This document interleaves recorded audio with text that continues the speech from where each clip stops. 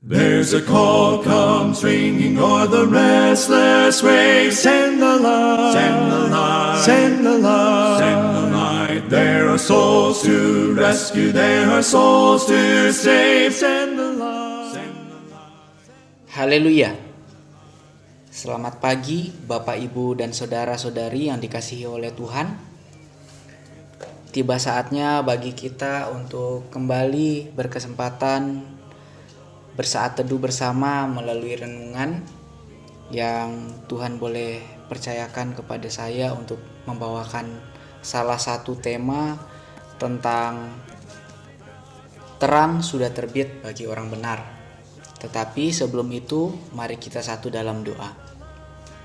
Bapa kami yang bertahta dalam kerajaan surga, selamat pagi. Terima kasih untuk kesempatan di pagi yang indah ini. Kami boleh memiliki waktu yang baik untuk bersaat teduh dan merenungkan sebagian dari firman Tuhan. Kiranya apa yang akan disampaikan pada pagi hari ini bisa kami terima dan bisa kami renungkan, bahwa firman Tuhan yang akan kami dengarkan sangat berguna bagi kehidupan kami secara pribadi. Tuhan Yesus, kuasailah hamba yang akan menyampaikannya, dan kami semua yang mendengarkan, kiranya kami bisa memahami dengan baik. Tuhan Yesus, biarkanlah Tuhan saja yang dipuji dan dimuliakan, dan kami selalu mengagungkan Tuhan saja. Kami berdoa, kami mengucap syukur hanya di dalam nama Tuhan Yesus Kristus kami berdoa. Haleluya, amin. Amin Bapak Ibu.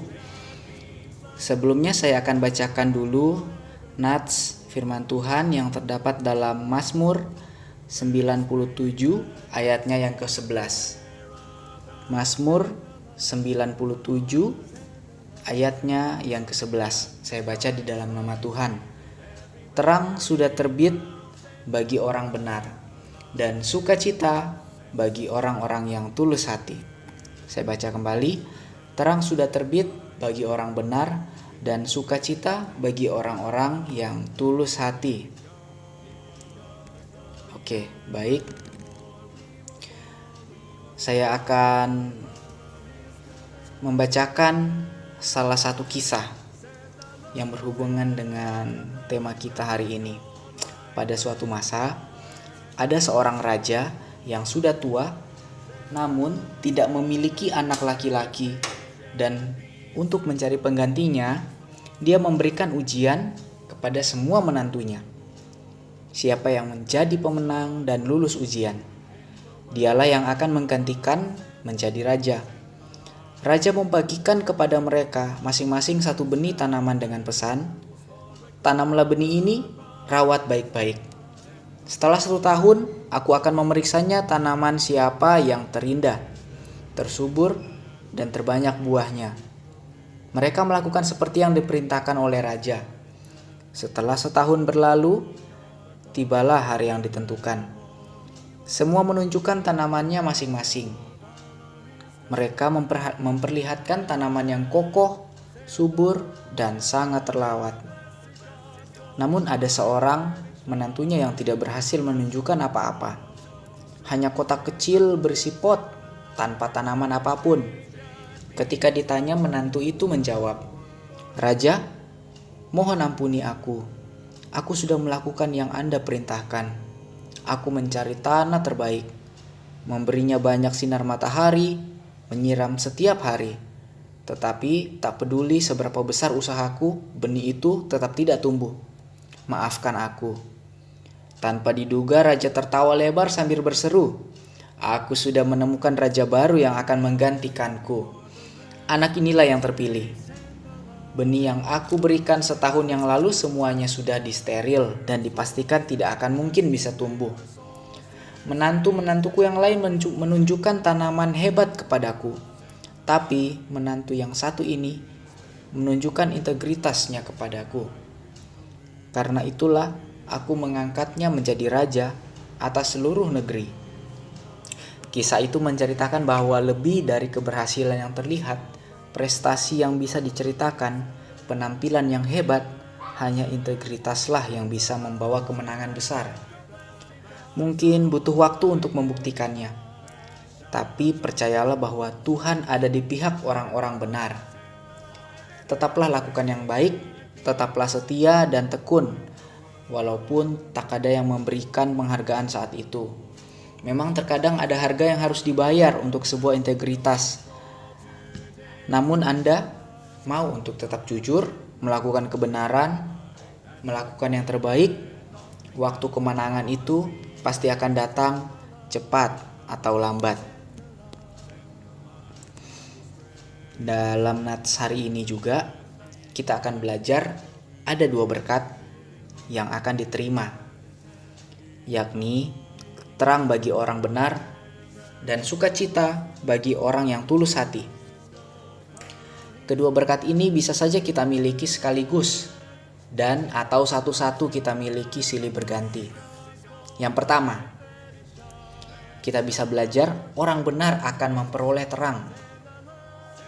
Hidup manusia sangat tergantung pada terang.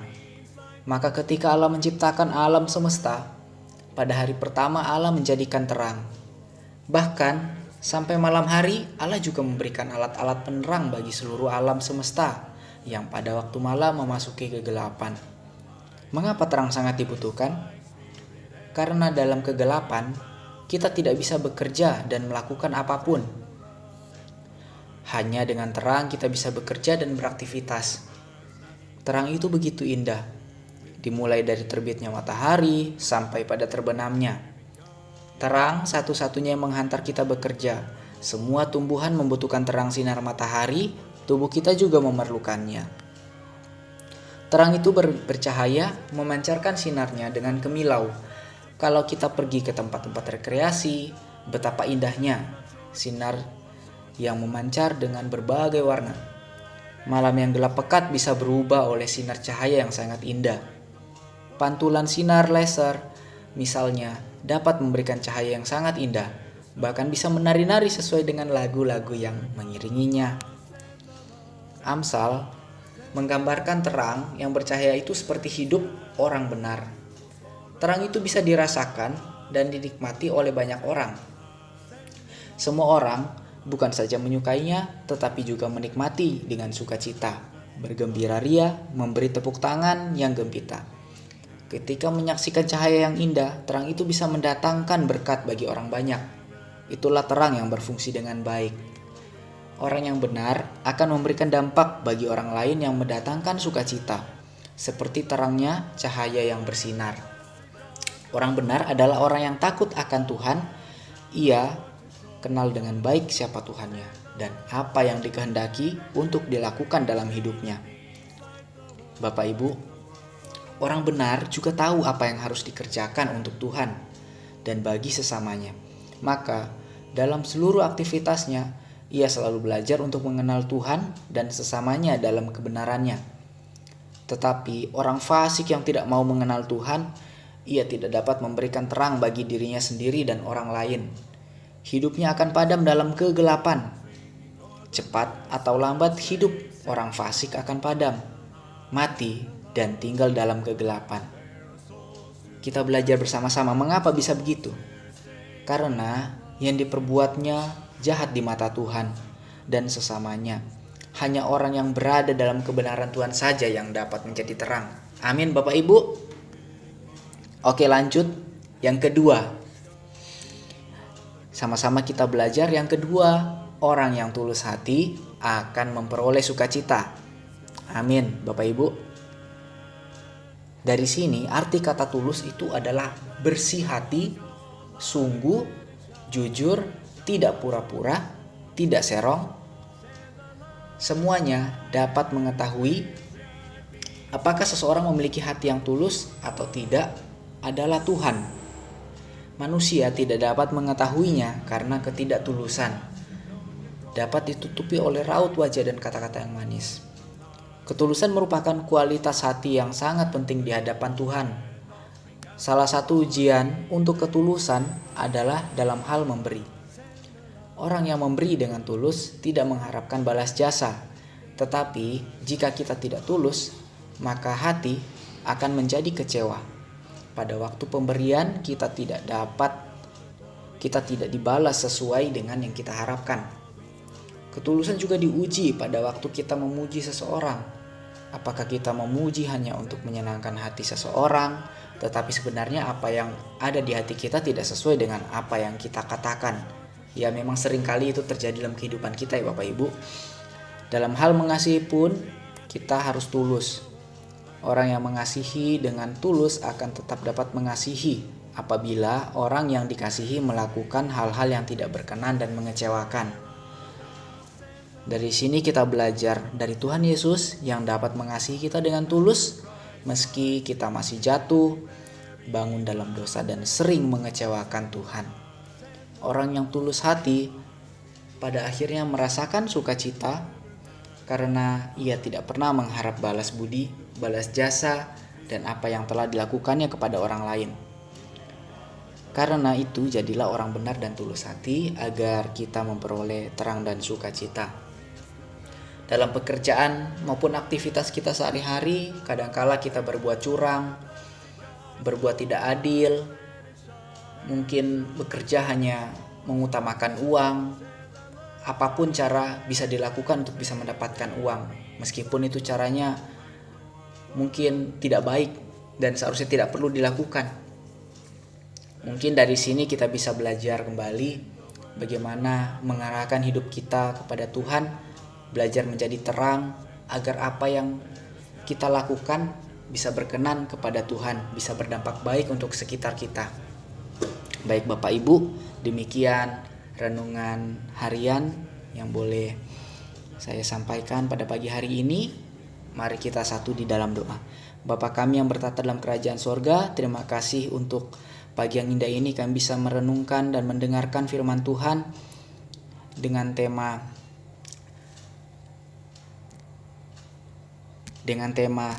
terang ya sudah terbit bagi orang benar.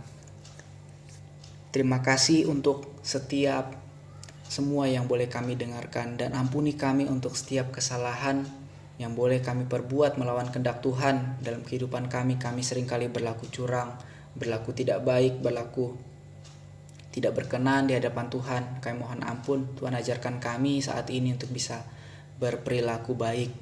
Kami bisa menjadi terang dimanapun kami berada. Terima kasih ya Bapa, kehidupan kami serahkan ke dalam tangan Tuhan. Kami berdoa mengucap syukur hanya di dalam nama Tuhan Yesus Kristus. Amin. Amin. Terima kasih Bapak Ibu. Selamat beraktivitas. Tuhan memberkati. Haleluya.